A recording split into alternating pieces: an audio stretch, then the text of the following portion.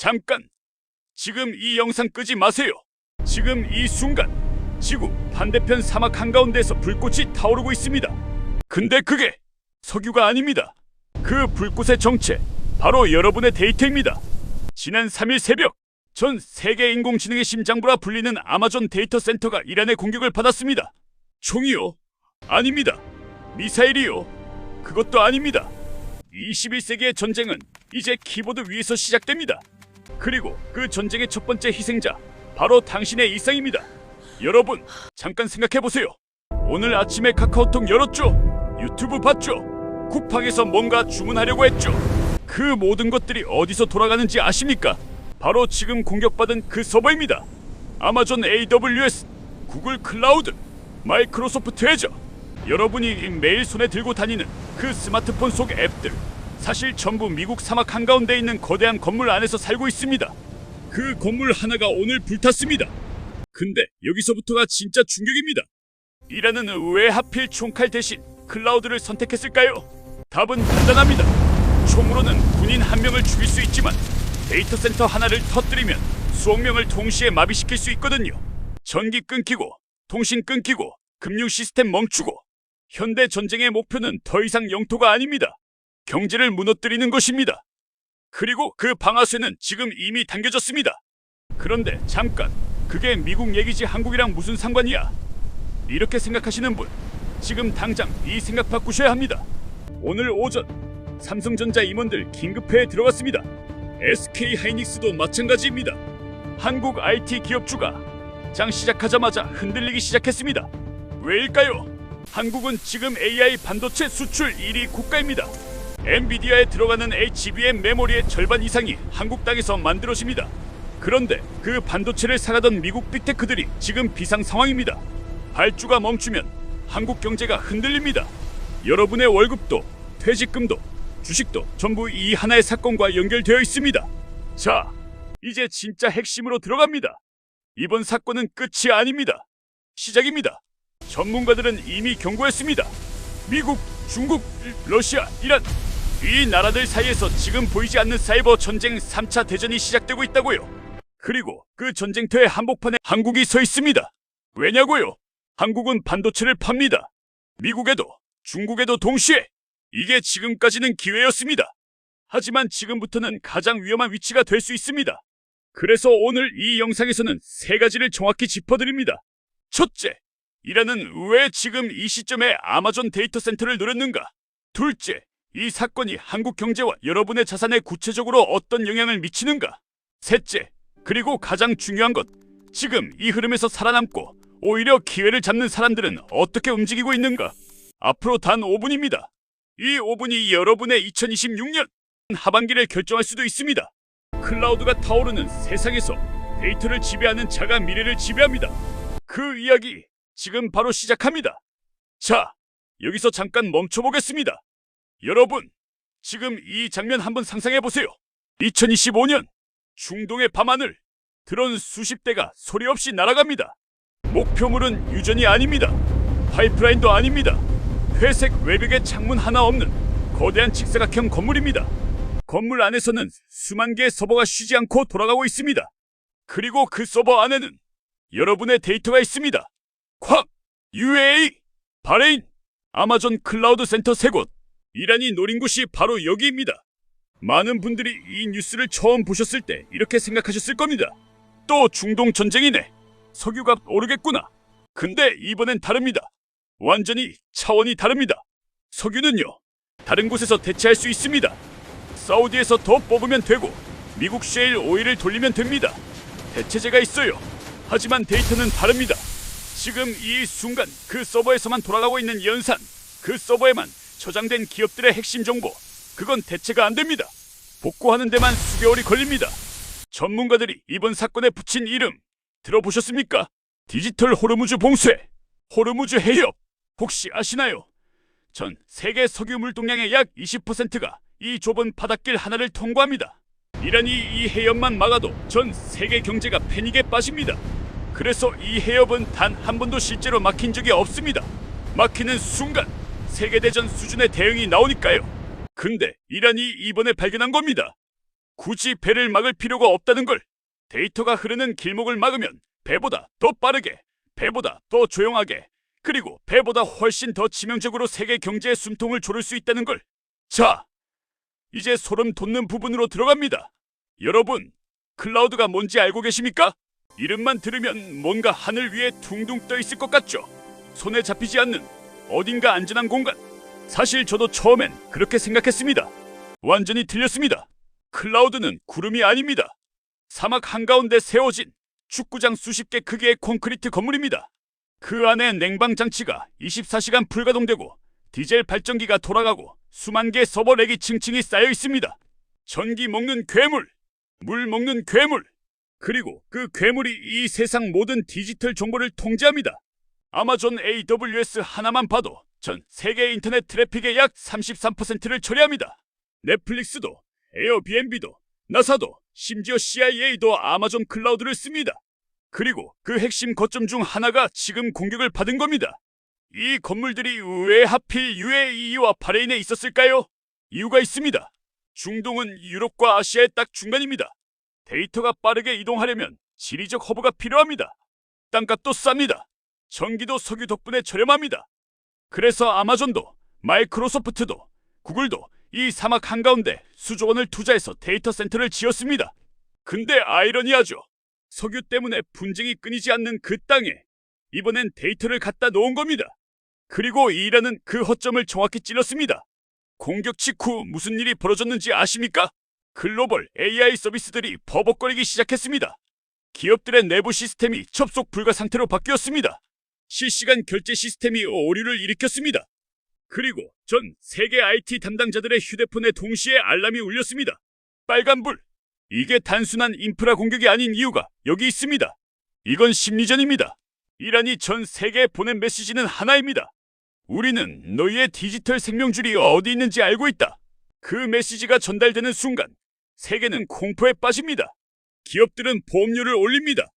투자자들은 빠져나갑니다. 그리고 그 피해는 고스란히 여러분의 통장으로 전달됩니다. 클라우드는 어디에나 있어서 안전할 줄 알았습니다. 그런데 오늘 그 착각이 완전히 깨졌습니다. 사막 한복판에 있는 건물 몇 개에 우리의 일상이 통째로 맡겨져 있었다는 민낯. 이번 공격은 그걸 전 세계에 증명해 보였습니다. 그렇다면 이제 진짜 문제는 이겁니다. 이게 단발로 끝날까요? 아니면 이게 새로운 전쟁의 서망일까요? 그 답, 지금 바로 이어서 말씀드리겠습니다. 자, 여기서 잠깐 질문 하나 드리겠습니다. 여러분, 지금 이 사태를 보면서 이렇게 생각하시는 분 계십니까? 어차피 미국이랑 이란 싸움이잖아. 나는 한국 사람인데 뭐가 무섭다는 거야? 그 생각 지금 당장 버리셔야 합니다. 왜냐고요? 이번 공격의 진짜 피해자는 미국이 아닐 수 있습니다. 가장 깊이, 가장 조용히, 가장 오래 상처를 입을 나라. 그게 바로 대한민국일 수 있기 때문입니다. 시간을 딱 6개월 전으로 돌려보겠습니다. 2025년 초, 우리나라 재계는 들떠 있었습니다. 언론마다 한 단어가 넘쳐났습니다. 제2의 중동붐. 1970년대 오일머니로 중동에서 건설 특수를 누렸던 그 시절처럼 이번엔 AI 인프라로 다시 한번 중동에서 대박을 터뜨리겠다는 꿈이었습니다. 그 꿈의 중심에 있던 프로젝트 아시죠? 스타게이트. 무려 30조 원. 세계 최대 규모의 AI 인프라 사업입니다. UAE를 거점으로 전 세계 AI 연산망을 구축하겠다는 이 프로젝트에 삼성전자와 SK하이닉스가 핵심 공급자로 들어가 있었습니다. 차세대 AI 반도체 HBM4. 그 칩이 이 건물들 안에 들어가기로 되어 있었습니다. 그런데 이란이 그 건물을 쐈습니다. HBM이 뭔지 모르시는 분들을 위해 딱 한 줄로 설명드리겠습니다. HBM은 AI가 생각하는 데 쓰는 뇌세포입니다.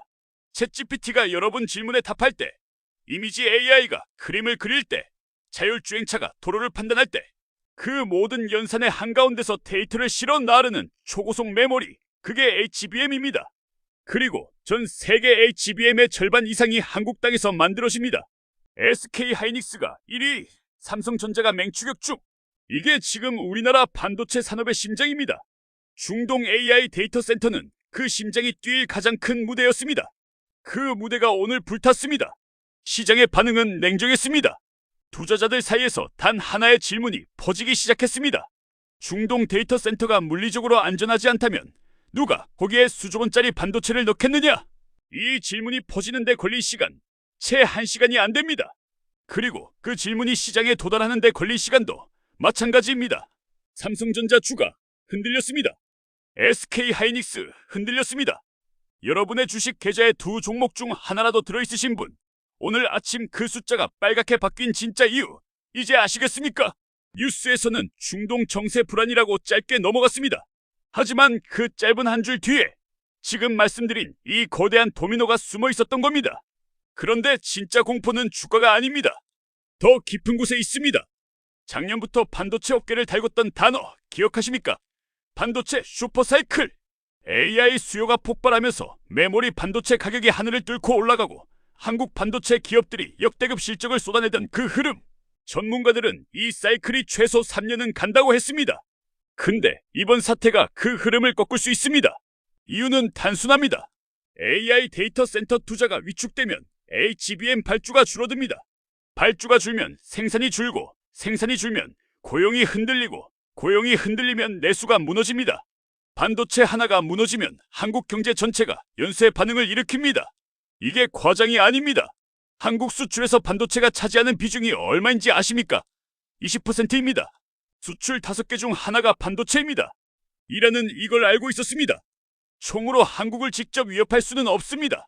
하지만 한국이 가장 애타게 원하는 것, 바로 AI 시장의 미래 먹거리를 태워버리면 총 한 방 안 쏘고도 한국 경제의 숨통을 조일 수 있다는 걸 계산했던 겁니다.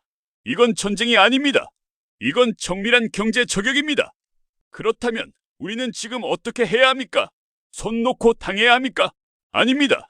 위기 속에는 반드시 기회가 있습니다. 그리고 지금 이 혼란 속에서 조용히 움직이고 있는 사람들이 있습니다. 이 사태를 위기가 아니라 재편의 신호탄으로 읽고 있는 기업들, 국가들, 그리고 투자자들. 그들이 지금 어디를 보고 있는지, 무엇을 사들이고 있는지 그 이야기 지금 바로 이어서 드리겠습니다. 자, 여기까지 오셨다면 이제 여러분은 알고 계십니다. 이번 사태가 단순한 중동 분쟁이 아니라는 걸, 석유가 아니라 데이터가 표적이었다는 걸, 그리고 그 총구가 조용히 그러나 정확하게 대한민국 경제를 향하고 있다는 걸.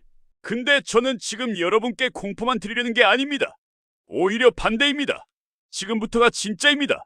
역사를 한번 돌아보겠습니다. 2001년 911 테러가 터졌을 때 전 세계는 공황 상태였습니다. 항공산업이 무너졌고 보험시장이 흔들렸고 뉴욕 증시가 폭락했습니다. 모두가 팔고 도망쳤습니다.